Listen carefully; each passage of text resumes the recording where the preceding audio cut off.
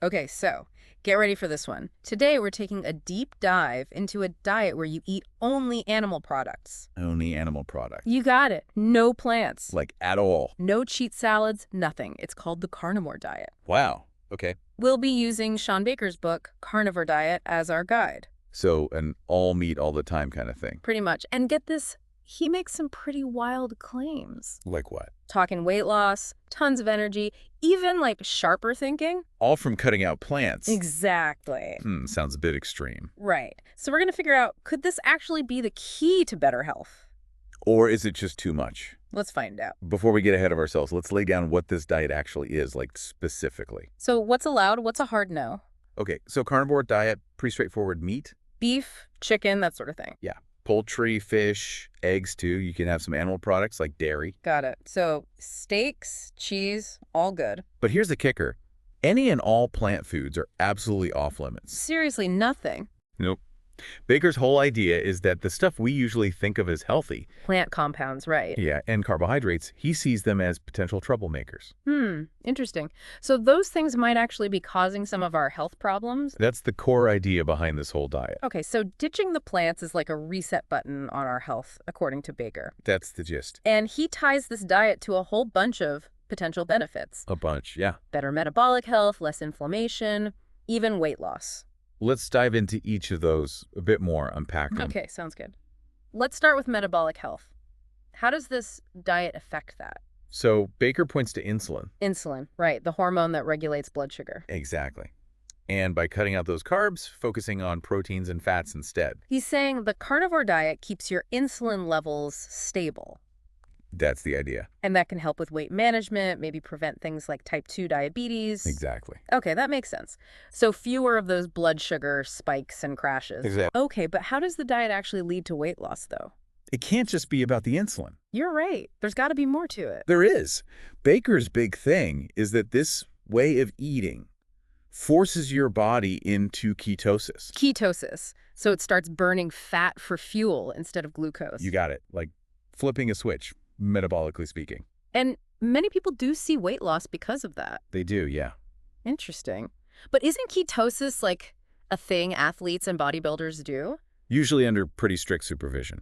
Right. So is it safe for everyone to just like jump into? That's where things get a bit less clear. And what about this whole idea of the carnivore diet reducing inflammation? Yeah, that one's a bit trickier. How so? Well, Baker believes that some plant compounds can actually trigger those inflammatory responses in the body. And by ditching the plants, you're ditching the inflammation. That's the argument. Now, inflammation is a natural process. It helps us heal. Right, right. But too much of it can lead to health problems. That's true. And while some research does suggest certain plant compounds can be inflammatory for some people. It doesn't seem like there's a clear consensus on that yet. Not really, no. Yeah. It's a hotly debated topic. And we have to remember not all inflammation is bad. Okay, so maybe a bit of nuance needed there. Definitely. But Baker's basically saying eliminating plants eliminates the bad inflammation. Essentially, yeah. But what about all the good stuff we get from plants, like antioxidants, fiber? Those are important for our health, right? They are. So how does Baker address that? He challenges the conventional thinking about both fiber and carbs. Really? Yeah. He thinks humans don't actually need fiber for digestion. Wait, fiber isn't necessary. In his view, no. And he even thinks it can cause digestive issues for some people. Wow. Okay, so what about carbs then? Well, he argues that once your body gets used to ketosis, And it starts running on fat. right, then carbs just aren't needed for energy anymore. Hold on. So fiber's bad. That goes against everything we hear about gut health and preventing disease. I know, it's pretty radical. I'm trying to keep an open mind here, but this is a lot to process. It is. And honestly, there's not a lot of solid scientific evidence to back up these claims. So more anecdotal evidence than anything else. It seems that way, yeah.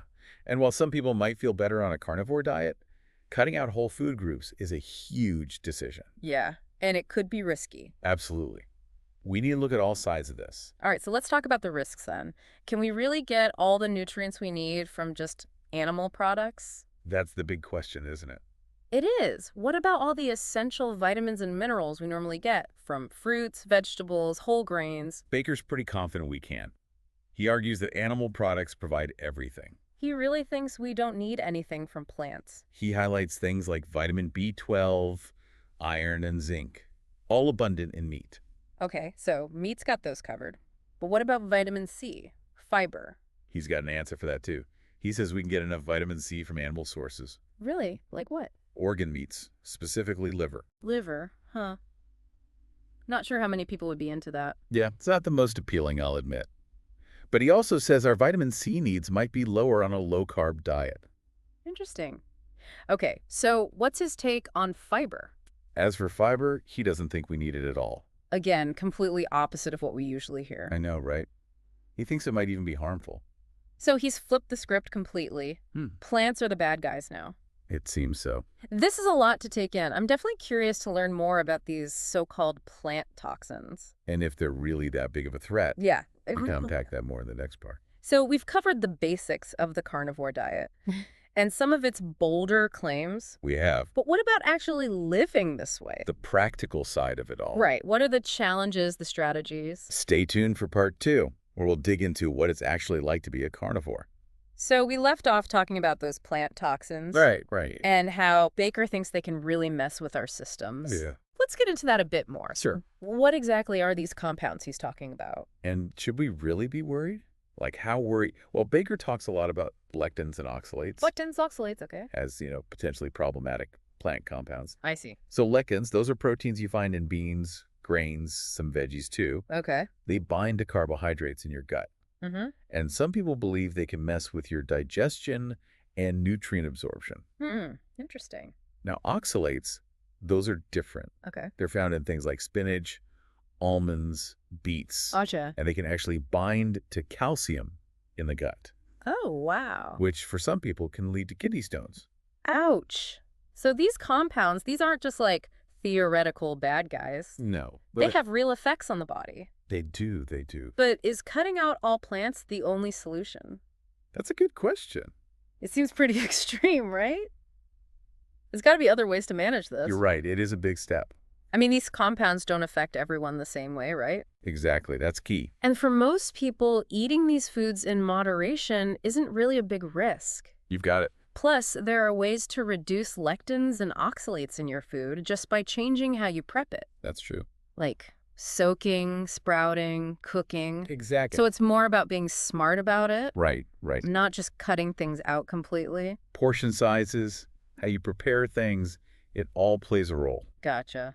So maybe not ditching everything, but being mindful. That's a great way to put it. And if you think you might have a sensitivity to certain plants, It's always best to work with a professional. yeah, figure it out. Don't just start eliminating entire food groups. Definitely. That makes a lot of sense, focusing on what works for you. Personalized nutrition. I like it. But let's get back to this nutrient deficiency thing for a second. Yeah. Can we really get everything we need from animal products alone? Baker seems to think so. He does. He really focuses on debunking this idea that plants are essential for nutrients. He believes meat is a super efficient source of tons of vitamins and minerals. Okay, but what about things like vitamin C fiber? Those are the usual suspects when you talk about plants. He's got counter arguments for both. He does. All right, lay it on me. So, for vitamin C, Yeah. he says, yes, it's important, Uh-huh. but he thinks you can actually get enough from animal sources, Animal sources. like organ meats. Liver. Liver again. I know. Not everyone's favorite. Right. But he also points out that on a low-carb diet, you might need less vitamin C anyway. Okay, that's interesting. And what about fiber? What's the deal with that? Fiber, he says, is unnecessary. We don't need it. Nope, not according to Baker. That's a tough one to swallow. It is. We're always told it's so important. I know, right? It's like fiber is the key to gut health, preventing disease. He even argues it could be harmful. Harmful. Okay, now that's really going against the grain. It is. So we're back to anecdotal evidence versus actual research. It seems that way. It's important for everyone to remember what works for one person might not work for another. Exactly. And we don't have enough long-term research to know if this is safe or if it'll work for everyone. Yeah, And a lot of experts still say, get enough fiber. it's the standard advice. Okay, so lots to think about there. For sure. But you know what we haven't really talked about? What's that? The environmental impact of all this. Yeah, the elephant in the room. Eating so much meat, it can't be good for the planet. It's a valid concern, a big one. It is. Animal agriculture. It leaves a big footprint. Greenhouse gases, deforestation, water pollution, it's all connected. So it's a complex issue. Definitely. Does Baker address this at all? He does touch on it briefly. He does. What does he say? He suggests that if you choose sustainably raised meat from local farms, that can help. Okay, so being mindful about where your meat's coming from. Yeah, but even that doesn't fully address the bigger problems. Right, the industrial farming, all of that. Exactly. It's a systemic issue. So even if everyone went carnivore, but ate only sustainable meat. The demand itself could still be a problem. It's a tough balance. It is. Individual choices versus these larger scale impacts. Right, we need to think about our own health, but also the planet's health. And the ethical side of things, animal welfare. So much to consider. It's starting to sound like there are quite a few downsides to this diet. It's true. We've talked about potential nutrient deficiencies, Right? the lack of scientific evidence, Uh-huh. and now the environmental concerns. It's a long list. Are there any good things about this diet? Well, some people do say they feel amazing on it. Really? They report more energy, mental clarity, even relief from some chronic health issues. Interesting. And, there's also the simplicity. Simplicity. How do you mean? Well, no more stressing over nutrition labels, counting calories, Oh, I see. or complicated recipes. Yeah. You're basically eliminating a whole category of food choices. That could be a relief for some people. It can. Less decision fatigue, more time to focus on other things. Oh, But let's be real, a diet of just meat, eggs, and cheese, that could get old pretty fast. True. What about people who enjoy, like, variety in their food, different flavors, textures? You make a good point. It can be tough to stick to a diet this strict for a long time. Yeah, it's a big lifestyle change. You have to really change your mindset. And give up a lot of the foods we associate with, enjoying ourselves, being social. Absolutely. So it seems like the carnivore diet comes with a lot of trade-offs. It does. Some potential benefits. Yes. But also some serious risks and challenges. We've explored both sides. We have. But what about the people actually living this way? The real-life carnivores. What are their experiences like? What's it really like to embrace this lifestyle? Stay tuned for part 3, where we'll hear from people who've actually made the switch. We'll get into some real-world account. And see what it's actually like to be a carnivore. We're back, and we're wrapping up our carnivore diet deep dive. We've talked theory, we've looked at the science, weighed the good and the bad, but now let's hear from the people actually living this way. What's it really like to be a carnivore? It's interesting, right? You read Baker's book, and he's got all these stories about incredible transformation. Yeah, people feeling amazing. But those are just, like, glimpses, not the whole story. Right, we need the full picture. So what are you seeing out there? Common themes in these real-world carnivore experiences? Is it all just steak and happiness, or are there struggles too?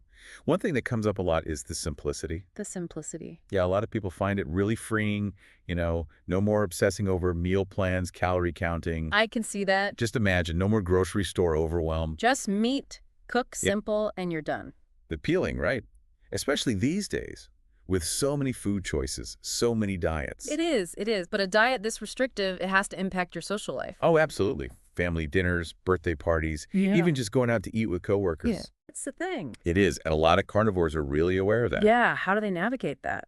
Some people are super open about it. They'll bring their own food to gatherings. I've seen that. Others, they just focus on the protein part of the meal when they're out. They just eat the steak, skip the sides. Exactly. Politely decline the potatoes, the bread. Okay, that makes sense. Yeah. But there's got to be some pushback, right? Not everyone's going to be cool with it. You're right, especially when it goes against everything we're told about healthy eating. It can be hard to explain. It can. There are definitely stories of people facing skepticism, even ridicule from friends and family. Why aren't you eating my casserole? Exactly. It can lead to feeling isolated, judged, which is really tough. The social aspect is so important. It is. Food is how we connect with people. Yeah, it's not just about what you eat. It's a whole cultural thing. So it makes sense that a lot of carnivores turn to online communities for support. Those online spaces, they're vital for a lot of people. It's a place to share tips, recipes, just vent about the struggles of finding a good steak at a vegan restaurant. Yeah, finding your people. Exactly. Connect with people who get it, who aren't judging you. It's amazing how the internet can create these communities for people with such specific lifestyles. It's true.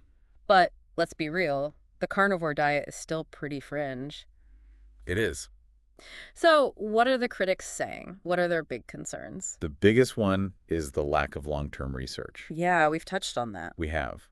There are these success stories, but they're short-term. We don't know the long-term effects. Right. What happens if you miss out on key nutrients from plants for years, decades? Could be problems down the road that we haven't even seen yet. That's the word. And we can't forget about the environmental impact. We talked about that too. Eating so much meat, it's not sustainable for the planet. It's a big ethical question. It is. Even if you feel great on this diet, there's the bigger picture. Animal welfare, the environment, it all ties in. Huh. So, where does all this leave us? We've gone deep on the carnivore diet. We have. The claims, the benefits, the risks, the social and ethical questions. What are the key takeaways for our listeners? What should they be thinking about? I think the biggest thing is this diet is extreme. It is. It's not something to just try on a whim. Definitely not. Talk to your doctor, do your research, really pay attention to how your body feels. That's crucial. And And- remember, there's no one-size-fits-all when it comes to health. What works for one person might not work for you. This deep dive wasn't about saying the carnivore diet is good or bad. Right. It was about giving you the information. So you can make your own informed decision. Exactly. That's what we try to do with the deep dive. That's part curiosity. Provide balanced information. Help you navigate all the conflicting health messages out there. It's a lot to sift through. So the journey to good health, it's personal.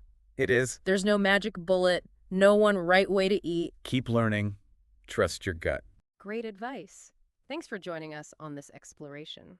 We'll be back soon with another deep dive, ready to tackle a new topic and challenge the status quo. Until then, happy listening.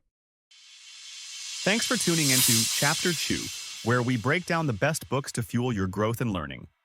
If this book caught your interest, check out the links in the description to get the audiobook at no cost. Don't miss out and support our channel while you dive deeper into these life-changing reads. See you in the next episode.